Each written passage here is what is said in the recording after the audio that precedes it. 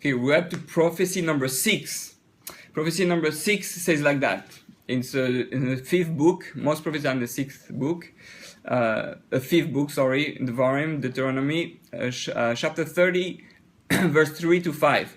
And the Lord your God shall return you from your captivity, and shall have compassion upon you. He shall return and gather you from among all the nations. As we say in the prophecy before, we're scattered all over the world, everywhere. So this prophecy will only work if we have the previous prophecy, right? And the Lord your God will bring you into the land that your fathers inherited. You will acquire it, and He will make you even more prosperous and numerous than your fathers. You understand that, like we say in prophecy number 3, I believe, that we were never more than 16 million Jews ever in history. Now, for the first time now, Jews have been gathered from all over the world to Israel. It's mind-boggling, right? It's fascinating. You have you know, the Jews have been praying for a return to the land for 2,000 years, to the land of Israel. And what happened? Nobody believed in it until 1948. All of a sudden, a miracle. We received the land. People were shocked. They thought the Messiah was coming right away. And the fact that now Jews all of a sudden come back, the land of Israel doesn't make sense. The state of Israel doesn't make sense. It's never in history there was a country made like that back. And not only that, you have the way it happens. You have that organization called Birthright Taglit.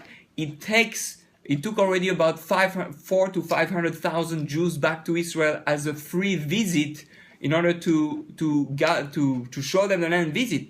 It's never heard any story. Imagine you have the Spanish people, they say, oh, free trip to Spain, Barcelona, for 10 days, everything included. It's never heard any story. All the English make a free airfare, hotel, food, everything. Oh, come back to England, to your country in England, all the English people. For 10 days, it doesn't make sense. And what you have every year 30 to 40,000 Jews who are brought through El Al or whatever, the Jewish airline and other airline, to Israel to visit the land, to reconnect to land, to live back in the land. It's mind-boggling. Now, for a person to know that we'll all return from all over the world, the Jews are coming back, and now if we don't go ourselves, God is almost forcing us. Look what's happening. God makes a war. The Arab attack us in France, in all the countries, and now we're forced to go back to in Israel, where we kind of feel more safe. But at least we feel like home, the place to escape in a way.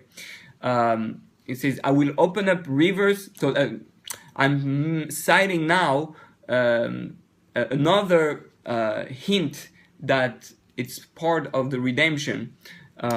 It says in Isaiah 41, verse 18 and 20, "I will open up rivers on the bare heights and mountains in the broad valleys. I will turn the desert into a pool of water and the dry ground into springs of water. In the desert I will place cedars, acacias trees, myrtles and pines. In the wilderness I will place box trees, firs and cypresses together, in order that they may see and know and pay heed and understand together that God's hand did this.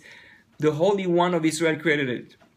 Meaning that we are here a prophecy that says that God is going to bring us back, and a clear proof that God has made that is that everything, if you see pictures of Tel Aviv 50 years ago, it was a desert. There was nothing. It was just dunes of sand. Israel was a desert. It was living like with the camels and the tents.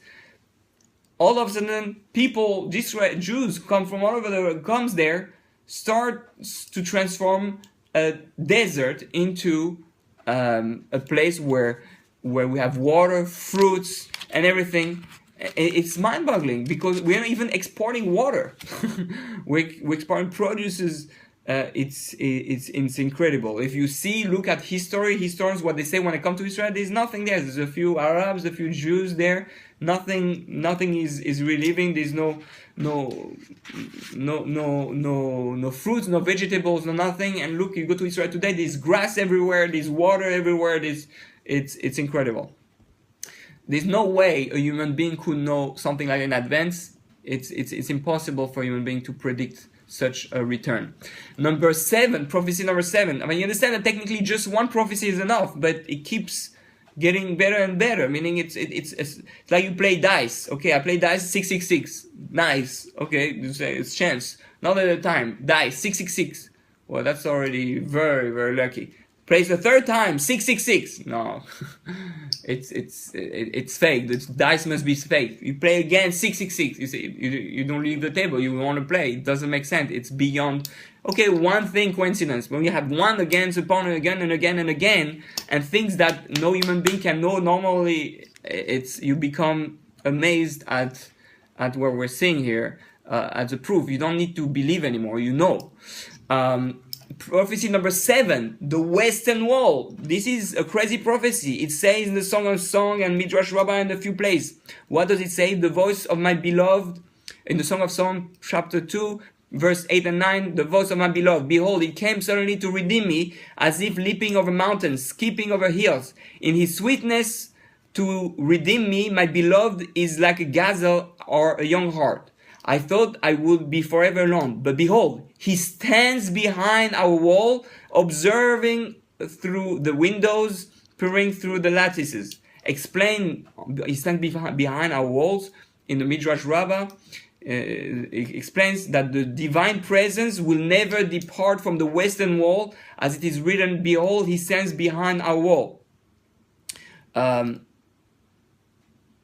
So another explanation, behold, he stands behind our wall. This refers to the western wall of the temple. Why so? Because God has sworn that it will never be destroyed.